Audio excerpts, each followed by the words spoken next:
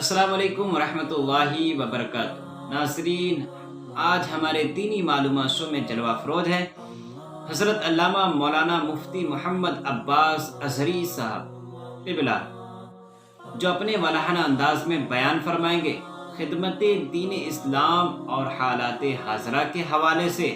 تو یہ ویڈیو ضرور دیکھیں، ہمارے چینل کو لائک کریں، سبسکرائب ضرور کیجیے۔ السلام علیکم ورحمۃ اللہ وبرکاتہ۔ عزیزان ملت اسلامیہ، السلام علیکم ورحمۃ اللہ وبرکاتہ۔ الحمدللہ وحدہ والصلاۃ والسلام علی من لا نبی بعدہ، اما بعد، فاعوذ باللہ من الشیطان الرجیم، بسم اللہ الرحمن الرحیم۔ قال اللہ تعالی فی القرآن المجید والفرقان الحمید، ان الدین عند اللہ الاسلام۔ صدق اللہ العظیم وصدق رسولہ النبی الامین المکین الکریم، ونحن علی ذلک لمن الشاہدین والشاکرین والحمد للہ رب العالمین۔ آئیے ہم اور آپ سب سے پہلے درود پاک پڑھیں۔ اللہم صلی علی سیدنا شفیعنا حبیبنا مولانا محمد وبارک وسلم، صلاۃ و سلام علیک یا رسول اللہ صلی اللہ تعالی علیہ وسلم۔ آج یہ بندے ناچیز، ہندوستان کی عظیم شخصیت، معروف اسلامک اسکالر حضرت علامہ مولانا مفتی منظور ضیائی صاحب قبلہ کے مدرسے میں حاضر ہوا، یعنی فیضان رضا میں، اور یہاں جو زیر تعلیم طالبان علوم نبویہ ہیں ان سے کچھ گفتگو کرنے کا شرف حاصل ہوا۔ یہ میری خوش بختی ہے۔ آج اس محفل میں جو میری تقریر کا موضوع ہے، خدمت دین اسلام اور حالات حاضرہ۔ جیسا کہ اللہ رب العزت قرآن کریم میں ارشاد فرماتا ہے، ان الدین عند اللہ الاسلام، بے شک اللہ تعالیٰ کے نزدیک جو پسندیدہ دین ہے وہ اسلام ہے۔ اسلام ایک مکمل نظام حیات ہے۔ اسلام زندگی کے ہر گوشے پر روشنی ڈالتے ہوئے نظر آتا ہے۔ اسلام محبت کا درس دیتا ہے۔ اسلام امن و شانتی کا درس دیتا ہے۔ اسلام ملک کی خدمت کا درس دیتا ہے۔ اسلام اچھائیوں کا جو راستہ ہے اس کی طرف رہنمائی کرتے ہوئے نظر آتا ہے۔ اسلام برائیوں سے ہمیں روکتے ہوئے نظر آتا ہے۔ اسلام ہمیں یہ بتاتا ہے کہ ہمیں دنیا میں آنے کے بعد زندگی کس طرح گزارنی ہے، اور دنیا میں ہمیں کس طریقے سے رہنا ہے، اور دنیا میں ہمارے اعمال کس طرح ہونے چاہیے۔ اسلام ہمیں یہ بتاتا ہے کہ اگر ہم اعمال صالحہ کریں گے، اچھے اعمال کریں گے، تو انشاءاللہ تعالی دنیا میں بھی کامیاب ہوں گے، آخرت میں بھی کامیاب ہوں گے۔ جیسا کہ اللہ رب العزت نے فرمایا کہ جب ہمیں دعا کرنی چاہیے تو کیا کہنا چاہیے؟ اللہم ربنا آتنا فی الدنیا حسنہ وفی الآخرۃ حسنہ، یعنی سب سے پہلے ہمیں یہ دعا کرنی چاہیے کہ اے اللہ ہمیں دنیا میں کی جو بھلائیاں ہیں وہ نصیب فرما، وہ ہمیں عطا فرما دے۔ جب دنیا کی بھلائیاں نصیب فرما دے، اس کے بعد آخرت کی بھلائیاں نصیب فرما۔ تو ہمارے جو دنیاوی امور ہیں، جو دنیاوی معاملات ہیں، وہ ہمارے اگر اچھے رہیں گے انشاءاللہ تعالی قبر میں، آخرت میں بھی جو ہمارے امور ہیں وہ بھی اچھے رہیں گے انشاءاللہ تعالی۔ چونکہ مدارس کا قیام اس لیے ہوا تاکہ وہ اسلام کے جو مبلغین ہیں، جو داعیان اسلام ہیں، جو اسلام کی ترویج و اشاعت کرنے والے ہیں، وہ تیار ہو سکیں۔ مدارس گویا کہ اسلام کے قلعے ہیں، اسلام کے مراکز ہیں، اسلامی تعلیمات کو سکھانے اور پھیلانے کے وہ مراکز ہیں جہاں سے اعلیٰ انسان تیار کیے جاتے ہیں۔ یہ مدارس اگرچہ بڑے شہروں میں چھوٹے چھوٹے کمروں پر مشتمل ہوتے ہیں، اور جہاں کشادگی ہوتی ہے وہاں بڑی بڑی بلڈنگیں ہوتی ہیں، لیکن یہ طالبان علوم نبویہ مختصر سی جو زندگی ان کی یہاں رہتی ہے 10-12 سال کی، وہاں سے علوم حاصل کرنے کے بعد وہ مسلمانوں کی رہنمائی کرتے ہوئے نظر آتے ہیں۔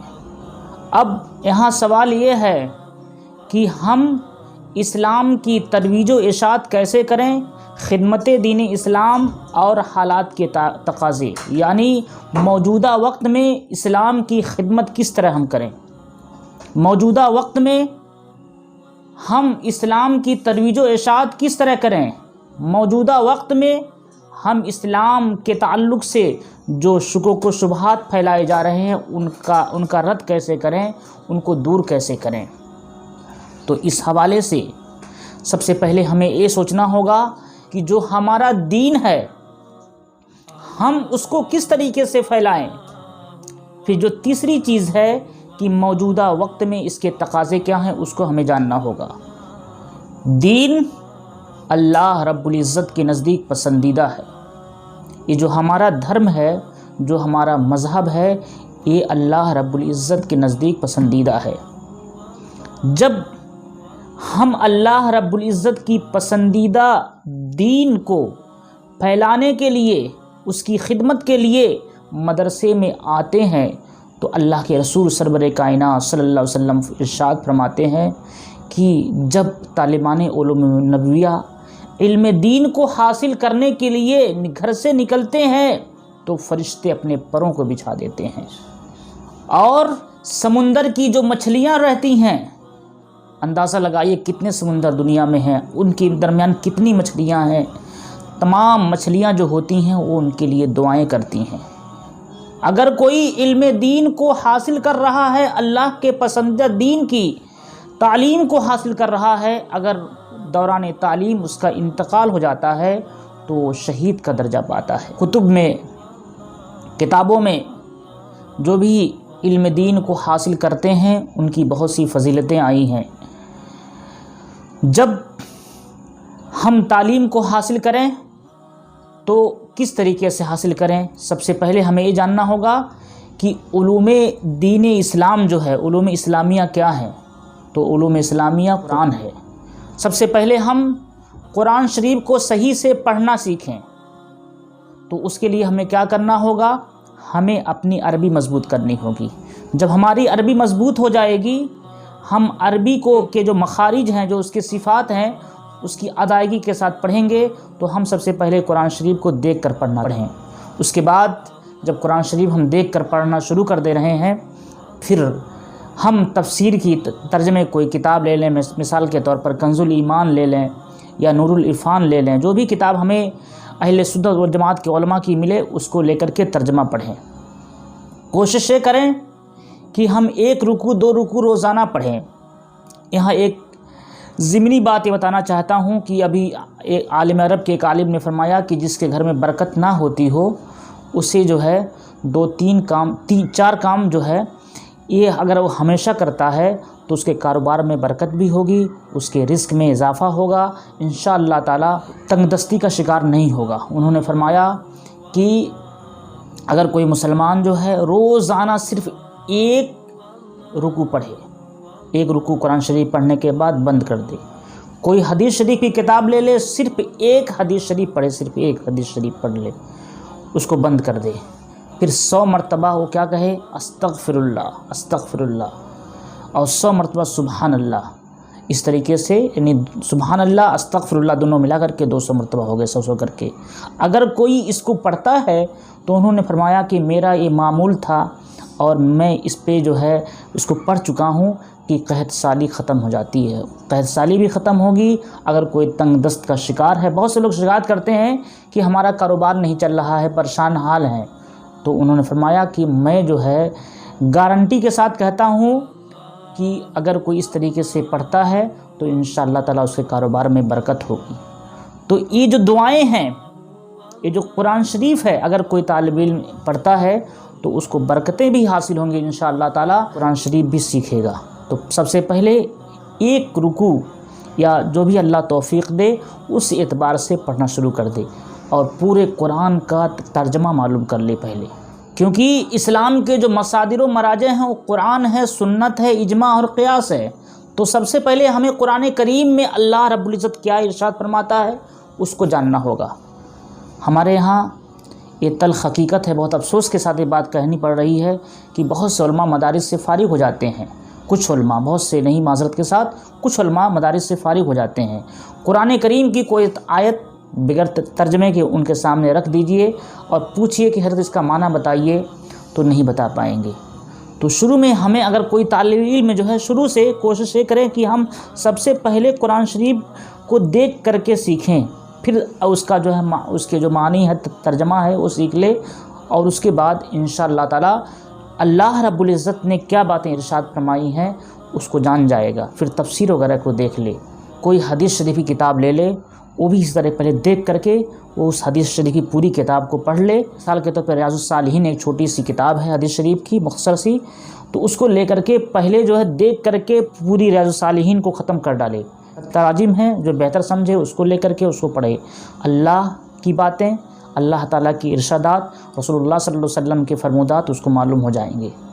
اور دو چیزیں معلوم ہو گئی، شریعت، قانون شریعت، چونکہ یہ کتابیں سب اردو میں ہیں تو اردو کو مضبوط کرنے کے بعد، اردو کو اسٹرانگ کرنے کے بعد اس پر دھیان دے، ان کو پڑھے تو مسئلہ مسائل کی باتیں معلوم ہو جائیں گی۔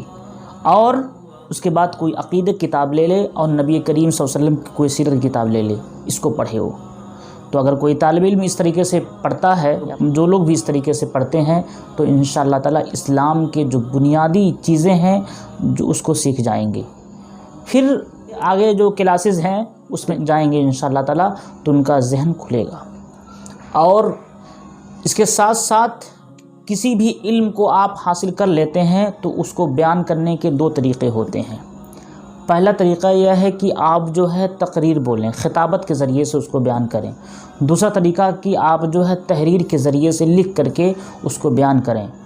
تو شروع ہی سے جب طالب علم مدرسے میں آئیں تو انہیں کیا چاہیے، ایک کاپی لے لیں، روزانہ جو یا کوئی کتاب پڑھ رہے ہیں تو ایک پیج جو ہے، ایک صفحہ لکھتے رہیں، تو انشاءاللہ تعالی عالم بن کر کے کسی مدرسے سے فارغ ہو کر کے نکلیں گے تو انشاءاللہ تعالی تحریر کے ذریعے سے وہ دین کی خدمت کر سکتے ہیں۔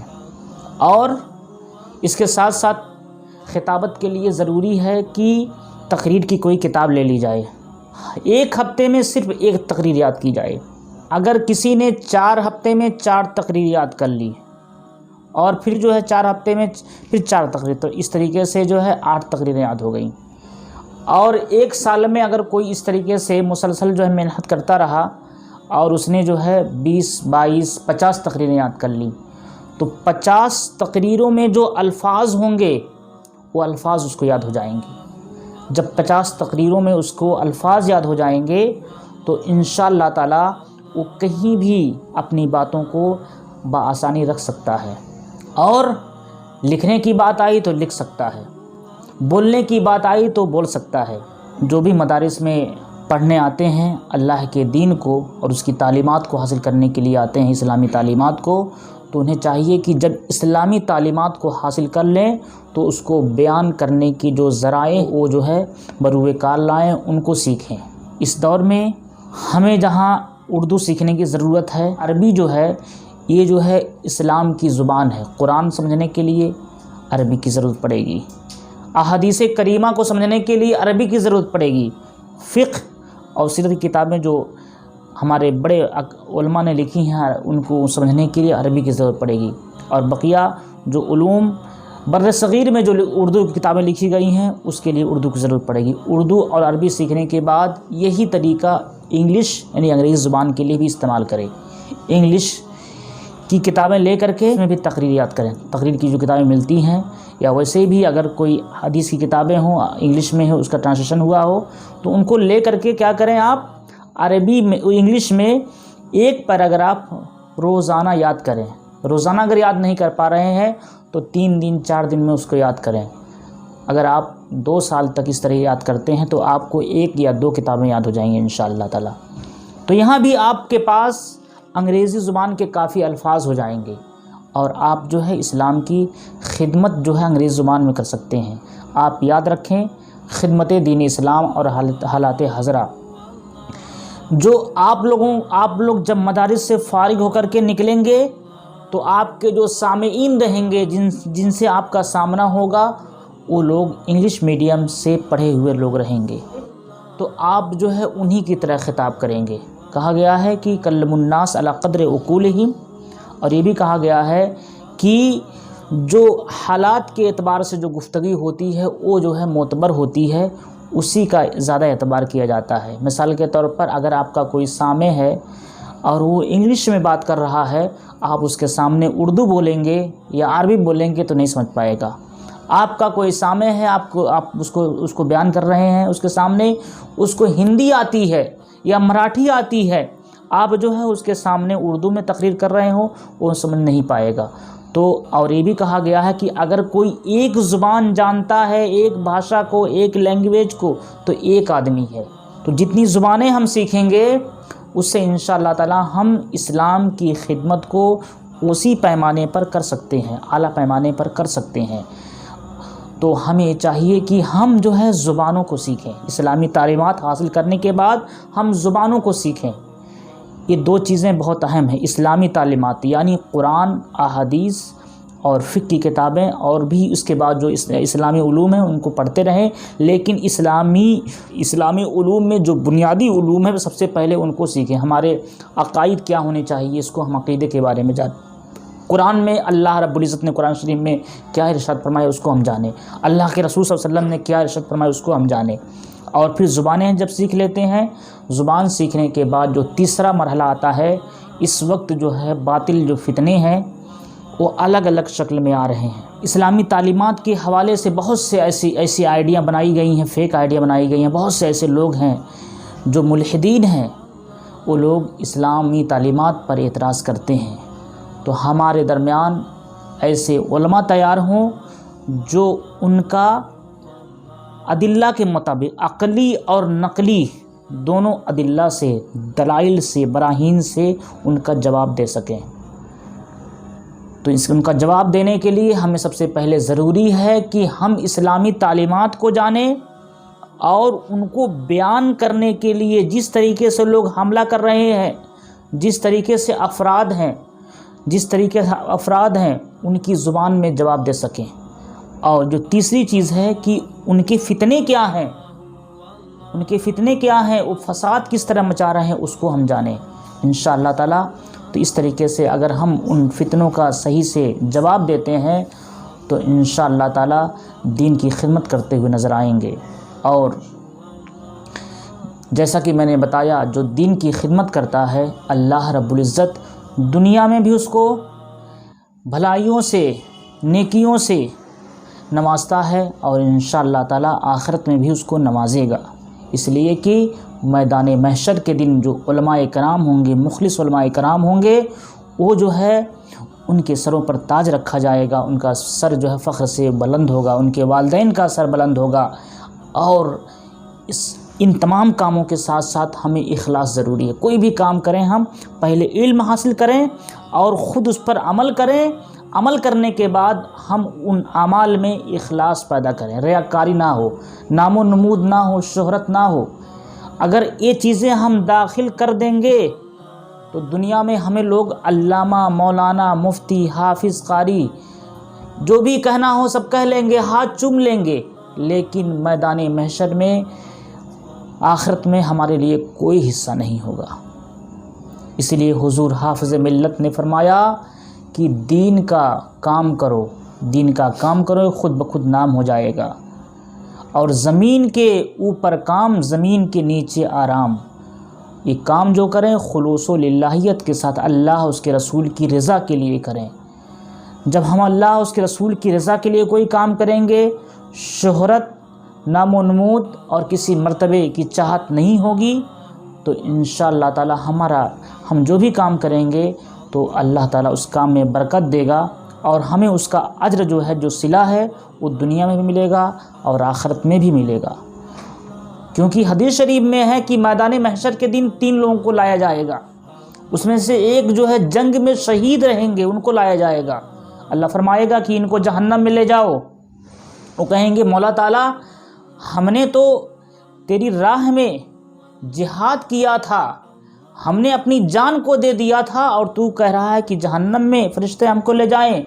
اللہ ارشاد فرمائے گا کہ تو نے جہاد اس لیے کیا تھا، تو شہید اس لیے ہوا تھا تاکہ تجھ کو لوگ شہید کہیں، میری رضا کے لیے نہیں ہوا تھا، مجھ کو خوش کرنے کے لیے تو جو ہے شہید نہیں ہوا تھا، دنیا والوں کو دکھانے کے لیے ہوا تھا، تو تجھ کو دنیا میں شہید کہہ دیا گیا، اب آخرت میں تیرے لیے کوئی حصہ نہیں ہے۔